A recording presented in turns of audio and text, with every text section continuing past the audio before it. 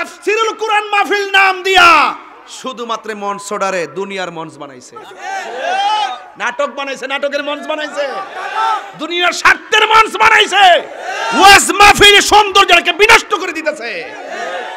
ওইটাই কেমনে আইছে কেমনে গেছে, এমুক গেছে এমুক আইছে, দুনিয়ার কিয়ামতের আলামত। ওয়াজের মতো চলবে। আপনার যদি অন্য কিছু বলতে হয়, দুনিয়ার বাংলাদেশের রাজনীতির কথা বলতে হয়, অথবা কোন ধরনের ব্যক্তিগত কথা বলতে, আপনি আলাদা মঞ্চ সাজায় করেন। এই মাহফিলটা এটা আউলিয়া কেরামের মঞ্চ। এই মঞ্চকে দুনিয়ার রং তামাশা দিয়ে কলুষিত করা যাবে না, ঠিক কিনা বলেন?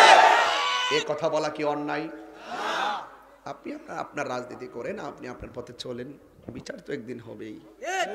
আমার কাজ হলো আমাকে আপনাকে পৌঁছে দেওয়া, আপনি মানুন আর না মানুন, কথা কোন ঠিক কিনা? আপনার জুতা আমার জিহ্বাতে পরিষ্কার করে দেবো, নবীর মহব্বত আছে, আপনার জুতা আমি জিহ্বাতে পরিষ্কার করে দেবো। নবী নাই, আপনাকে সেনার টাইম তাহিরির নাই। ওহন একজনকে হুজুর কই না, উস্কানিমূলক কথা না বলে, উমা জীবন মরণের প্রশ্ন, এটা কি উস্কানি? হককে হক বলতে হবে, বাতিলকে চিনিয়ে দিতে হবে, ঠিক কিনা বলেন? রাসূলকে জানের চাইতে বেশি ভালোবাসতে হবে, সন্তানের চাইতে বেশি ভালোবাসতে হবে, বাবার চাইতে বেশি ভালোবাসতে হবে। এরপর ডাবলুদেরকে বুঝাই দিছে, কি মার্কা? ডাবলু, এদের নাম দিছি ডাবলু। এটা আমি আবিষ্কার করছি যাতে 10 বছর পরে আবার এটা হাইজ্যাক কেউ না করে। তাহির হুজুর এটার আবিষ্কারক। আমি আজ থেকে 10 বছর আগে আমার ছোট ভাই সফিউদ্দিন ফয়জি সাহেবকে বলছিলাম, তাকে বলছিলাম, মুফতি সফিউদ্দিন ফয়জি সাহেবকে বলছিলাম, এমন একটা সময় আসবে দেখবা আহলুস সুন্নাত ওয়াল জামাত তারা ছিনাই নিয়ে যাবে, ওরা নিজেরা সুন্নি দাবি শুরু করবে, আমাদেরকে বলবে বেদাতি। দেখা গেছে যে ঠিকই এখন তারা নিজেরা আহলুস সুন্নাত ওয়াল জামাত লেখে আর নিজেরা সুন্নি দাবি করে আমাদেরকে বলে বেদাতি। সারা জীবন আমাদেরকে সুন্নিরে সুন্নি সুন্নি কইছে, মস্কারা করছে, আর প্রথম নাম দিছে খারিজি, এরপরে দিছে আরো কত নাম দেয়, শেষ পর্যন্ত দেখতেছে সুন্নিরাই ঠিক আছে। এইটারে হাইজ্যাক করে নেওয়ার জন্য আইছে। ঢাল মে কুছ কালা হ্যায়। তাদের নাম মার্কাটা কি? ওদেরই মার্কাটা কি? ডাব্লিউ। এদেরকে XYZ দিয়ে সাইজ করতে হবে। কাহিনী করলে বাহিনী আছে। মাটির উপরে না নিচে, কথা নিচ উপরে না নিচে, কানে কথা, কানে, চোখে, হাতে কি দিব, কি উপরে না নিচে, তো কানলি কি?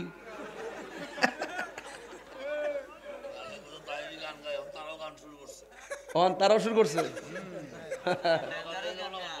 ওহন তো ফুল। আর একটা কথা বলি, আমরা সুন্নিরা তো সারা জীবন ওয়াজের ভিতরে 3টা শান গাইছি, 4টা শান আরো আসন গাই। যেমন একটা হইলো মা বাপ নিয়েও গাই, ওলি আল্লাহ নিয়েও গাই, নবীজিকে নিয়েও গাই, আল্লাহকে নিয়েও গাই। ওলি আল্লাহ শান গাইছি, রাস্তা হাইটটা হাইটটা ফতোয়া লাগায় ট্যাগ লাগাইছে ভণ্ড তাহিরি গান গায়, কইছে কি না বলেন? আর এখন দিয়ে যে ওয়াজে উঠলেই ওয়াজের মঞ্চডারে তাফসীরুল কুরআন মাহফিল নাম দিয়া শুধুমাত্র মঞ্চডারে দুনিয়ার মঞ্চ বানাইছে, নাটক বানাইছে, নাটকের মঞ্চ বানাইছে, দুনিয়ার স্বার্থের মঞ্চ বানাইছে, ওয়াজ মাহফিল সৌন্দর্যকে বিনষ্ট করে দিতেছে। ওইটাই কেমনে আইছে কেমনে গেছে, এমুক গেছে এমুক আইছে, দুনিয়ার কিয়ামতের আলামত। ওয়াজের মতো চলবে। আপনার যদি অন্য কিছু বলতে হয়, দুনিয়ার বাংলাদেশের রাজনীতির কথা বলতে হয়, অথবা কোন ধরনের ব্যক্তিগত কথা বলতে, আপনি আলাদা মঞ্চ সাজায় করেন। এই মাহফিলটা এটা আউলিয়া কেরামের মঞ্চ। এই মঞ্চকে দুনিয়ার রং তামাশা দিয়ে কলুষিত করা যাবে না, ঠিক কিনা বলেন? এই কথা বলা কি অন্যায়? আপনি আপনার রাজনীতি করেন, আপনি আপনার পথে চলেন, বিচার তো একদিন হবেই। আমার কাজ হলো আমাকে আপনাকে পৌঁছে দেওয়া, আপনি মানুন আর না মানুন, কথা কোন ঠিক কিনা? তা আপনারা ব্রাহ্মণপাড়ার মানুষ কিন্তু নবী বান্ধব মানুষ, এরা ওলি বান্ধব মানুষ, ওরা শান টান বড় পছন্দ করে।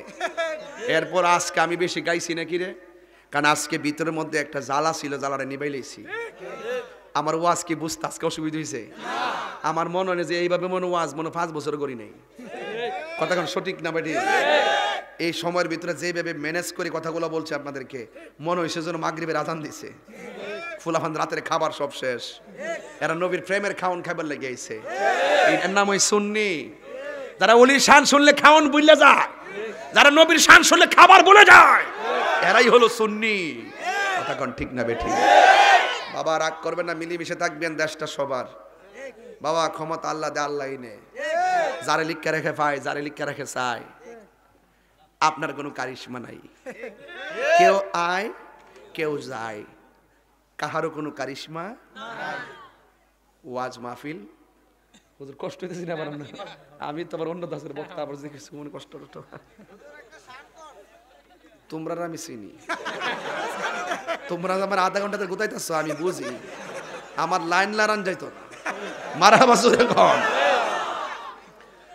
এটা কি ওই দাঁড়ায়, এটা কি মানুষ নাকি? কিতা লাইট লাগাইছে রে বেড়া আজকা, বলছি যে পুরা মাঠটা লাইট দিয়ে বইরে লেবে, তাহিরি আইলি কি আবার দিনে রাইতাছে রে, মারা গানা গেলে বাজার নবীর শানটা গাইলে। আর মেরাজের মাস নাও, মেরাজ মানে একটা ঈদ। মেরাজ মানে কি? ঈদ। এই মেরাজ নবীর, নবী পাক আল্লাহকে স্বচক্ষে দেখেছেন। এই ডাব্লিউডি কি নাম মার্কা কি? ডাব্লিউডি বলতেছি কি জানেন? নবী মিলে মেরাজ স্বপ্নে হইছে। আবার ওই দিন বলতেছে নবী মেরাজে গেছে টি হয়ে, আল্লাহরে বলে দেখছে না। আর রোহিঙ্গারি কয় কি, এরা কি মরতো না? নবীজি বলছে রাআইতু রাব্বি আযজা ওয়া জাল্লা ফি আহসানি সূরাতি।